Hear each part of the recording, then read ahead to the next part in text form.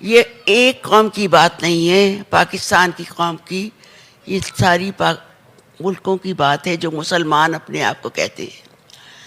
تو اس کو سوچتے ہوئے اور اس پہ بات کرتے ہوئے مجھے فیض صاحب نے مدد دی، اور فیض صاحب نے کہا چلو میں تمہیں سبجیکٹ دیتا ہوں، تم لکھنے لگو. اور میں 2 دن سے بیٹھی ہوئی اس عنوان کو لیے بیٹھی تھی، سرے وادی سینا.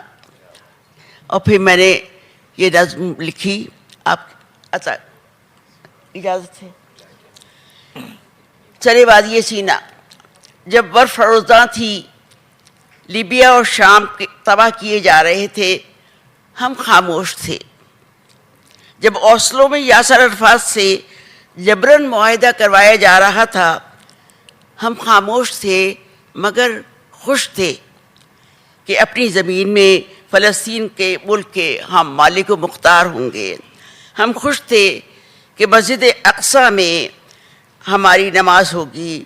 ہم سے ہونیوں کی قرابت دار ایک اور جال سامنے میں لے کے آ گئے. اتنی دیر میں اب سیہونیوں کے قرابت دار ایک اور جال سامنے لے کر آ گئے. تیل کے کنووں والوں ملکوں کو قدامت چھوڑ کے جدید بننے کے نشے میں جام سامنے رکھتے ہوئے وہ اپنے صحراؤں کو شبستانوں میں بدلنے کے لیے ابھی منہ کھولنے والے ہی تھے کہ حماس نے ان کا پرچم اٹھا کے للکارا. مگر امریکی اطاعت میں شرابور مسلم امہ اپنی اپنی مصلحت اوڑھ کے خاموش رہے. کسی ساحل پہ کوئی پتوار نہیں کھلا، کہیں کوئی نعرہ مستانہ نہیں گایا، زخمی پرندے کی چیخ بھی سنائی نہیں دی. دنیا نے دیکھا صہیونیوں نے 40 بچوں کو سر قلم کر ڈالے. ہم وہی تھے جو تعداد میں 72 تھے، پھر بھی جیت گئے تھے. ہم وہی تھے جو تعداد میں 72 تھے، پھر بھی جیت گئے تھے.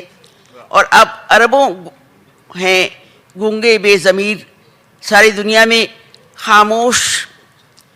اب ڈھونڈ کے لاؤ کوئی فیض، کوئی محمود درویش کہ یہ ماتم وقت کی گھڑی ہے. کیا کہنا کہ یہ ماتم وقت کی گھڑی. واہ واہ واہ واہ.